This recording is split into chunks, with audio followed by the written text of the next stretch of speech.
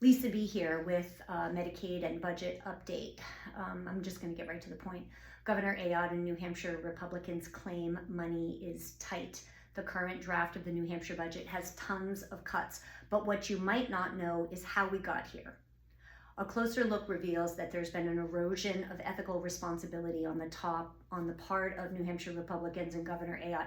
Basically, they're abandoning working people and vulnerable Granite Staters. And I will tell you point blank, New Hampshire is actively transferring your tax dollars over to people who are wealthy. Let me show you part of the reason why money is so tight. One of the reasons is because on December 31st of 2024, the interest and dividends tax ended.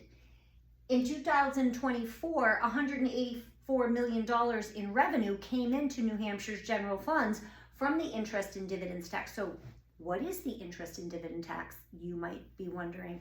Well, that is a tax on earnings from investment portfolios. And that is now gone. So people who can actually afford to pay their fair share are no longer being asked to do so. So you're probably wondering, lawmakers have to be looking up for that lost revenue. So now that they've let your neighbors who have investment portfolios off of the hook from paying their fair share, where are they looking to go? That's bubble number 2. That's HB1 and HB2. Those are the names for the budget bills. They are looking to extract revenue from Medicaid recipients through Medicaid premiums. So they are now asking a mom on Medicaid with 2 kids who might be working at Walmart or a pizza parlor full-time to pay $230 per month to keep enrolled in Medicaid. And since that mom right now today is probably worrying about the way, how is she going to pay a utility bill or buy food, that $230 monthly premium is going to drive enrollment in Medicaid down. And that is really what is behind the Medicaid premiums and the Medicaid work requirements. You should know that people on Medicaid, 65% of them are already working. And the people on Medicaid who aren't working, it's because they're either too sick to work, that's why they're on Medicaid, or they're caring for a loved one who is either a person with a disability or a senior citizen. So people on Medicaid do work. They don't have spare money to pay Medicaid premiums, or they wouldn't need to be on Medicaid because they would be in the marketplace. So what is another way in which New Hampshire Republicans and Governor Ayotte are actively transferring your tax dollars over to people with investment portfolios and people who can pay their fair share?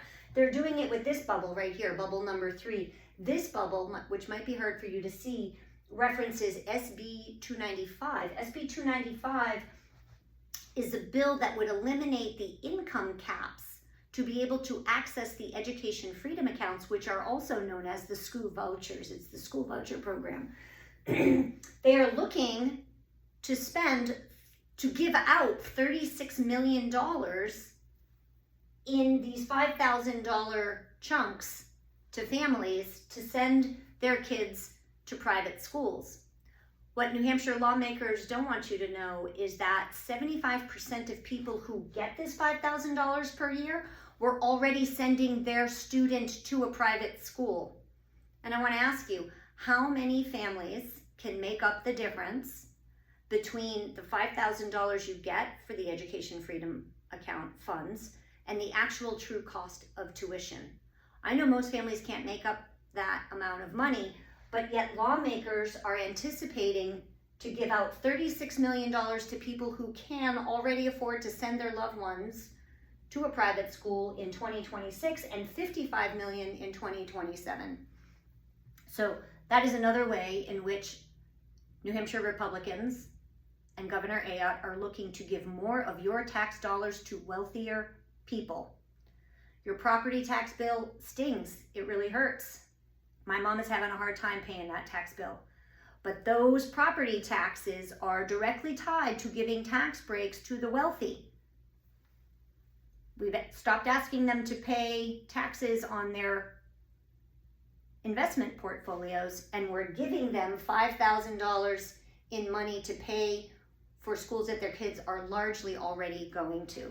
So what do you need to do? You need to call the governor's office, and you need to call your New Hampshire rep and your New Hampshire senator and tell them. You can show up at the State House.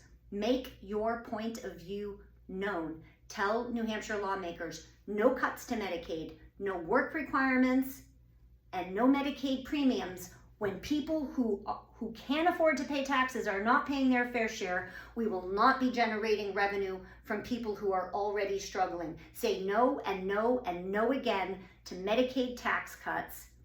We need to tell New Hampshire lawmakers to bring back the interest in dividends tax, and we need to tell New Hampshire lawmakers to tax the people who can't afford it, and to use our property tax money for the common good, like supporting struggling families on Medicaid. Start making noise, show up, call. Peace, and thank you for your time.